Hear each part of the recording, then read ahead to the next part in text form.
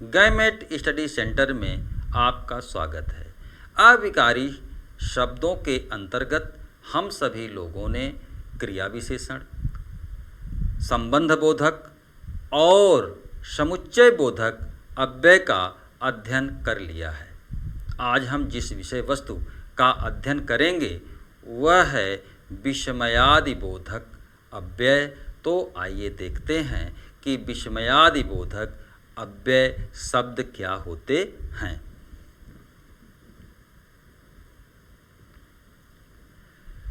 विस्मयादि बोधक अव्यय जो शब्द होते हैं उन्हें पहचानना बड़ा आसान होता है।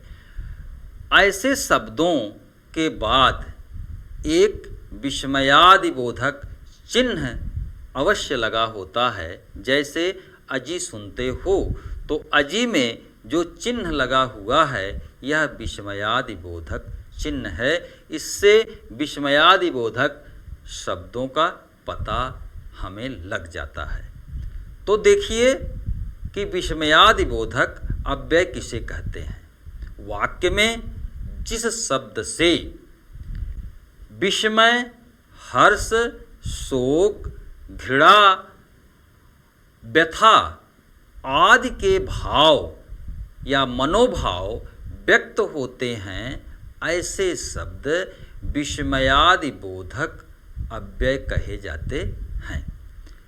जो ये अव्यय हैं, इन्हें अव्यय कहने के पीछे जो कारण है वह है कि इन शब्दों में किसी भी प्रकार का व्यय या परिवर्तन या बदलाव नहीं होता है।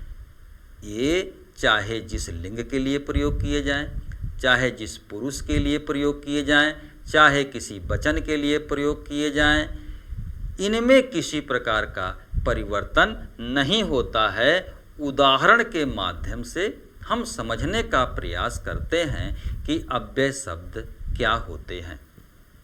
उदाहरण है कि अजी सुनते हो। यहाँ पर अजी शब्द जो है यह विस्मय बोधक अव्यय है। अरे ये क्या हो गया, यहाँ पर जो अरे शब्द है यह विस्मयादि बोधक अव्यय है। हाय अब मैं क्या करूं, यहाँ पर हाय शब्द जो है यह विस्मयादि बोधक अव्यय है। वाह कैसा सुंदर दृश्य है, तो यहाँ पर जो वाह शब्द है यह विस्मयादि बोधक अव्यय है। विस्मयादि बोधक अव्यय से जो भाव या मनोभाव प्रकट होते हैं उनको हम एक एक करके देख लेते हैं। विस्मयादि बोधक शब्दों से मनोभाव का जो पहला रूप प्रकट होता है वह है शोक। शोक का भाव प्रकट करने वाले विस्मयादि बोधक जो शब्द हैं वो है हाय, बाप रे बाप, हे राम, ओह, त्राहि त्राहि, आह, हा।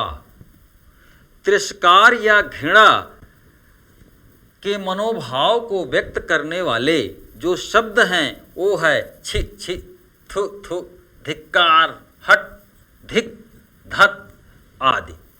स्वीकृति या अनुमोदन का भाव व्यक्त करने वाले जो शब्द हैं वे हैं अच्छा, ठीक, हाँ, जी। विस्मय या आश्चर्य का भाव व्यक्त करने वाले विस्मयादि बोधक शब्द जो हैं वो हैं अरे, क्या, सच, ओह, हैं, ओहो। और संबोधन का भाव व्यक्त करने वाले विस्मयादि बोधक शब्द जो हैं अजी, ओ, रे, अरे, अरी, हेलो। चेतावनी के भाव को व्यक्त करने वाले शब्द जो हैं सावधान, होशियार, खबरदार आदि। हर्ष का भाव या मनोभाव व्यक्त करने वाले जो शब्द हैं वाह वाह, धन्य, अति सुंदर, आह, शाबाश। भय का भाव व्यक्त करने वाले शब्द हैं बाप रे बाप, हाय, उई। आशीर्वाद के भाव को व्यक्त करने वाले शब्द दीर्घायु हो, जीते रहो, अस्वीकृति का भाव व्यक्त करने वाले शब्द हैं। विवशता के भाव को बोध करने वाले विस्मयादि बोधक शब्द हैं काश, कदाचित आदि। आभार व्यक्त करने वाले विस्मयादि बोधक शब्द हैं शुक्रिया, धन्यवाद। अभिवादन व्यक्त करने वाले जो शब्द हैं वे हैं प्रणाम, नमस्कार, राम राम आदि। इस तरह से विस्मयादि बोधक अव्यय के बारे में अच्छी तरह समझ गए होंगे। वाक्य में एक शब्द और आता है, अव्ययों में एक शब्द और आता है, उसे कहते हैं निपात। तो निपात क्या है कि निपात ऐसे क्रिया विशेषण शब्द हैं जो किसी शब्द के बाद लगकर उस शब्द के अर्थ में परिवर्तन कर देते हैं। तो निपात क्या है? निपात ऐसे शब्द हैं जो किसी वाक्य में प्रयुक्त होते हैं और उस शब्द पर बल दिया जाता है और बल देने के कारण वाक्य में उसके अर्थ में परिवर्तन हो जाता है। जैसे वाक्य है कि राधा ही कल जाएगी, यहाँ पर राधा के बाद ही शब्द आया है और ही शब्द पर जोर दिया जा रहा है। तो इस वाक्य का अर्थ हुआ कि कल राधा ही जाएगी, दूसरा कोई नहीं जाएगा। दूसरा वाक्य राधा कल ही जाएगी, तो इसका अर्थ हुआ कि कल ही राधा जाएगी, किसी दूसरे दिन राधा नहीं जाएगी। पहले वाक्य से दूसरे वाक्य का अर्थ भिन्न हो गया।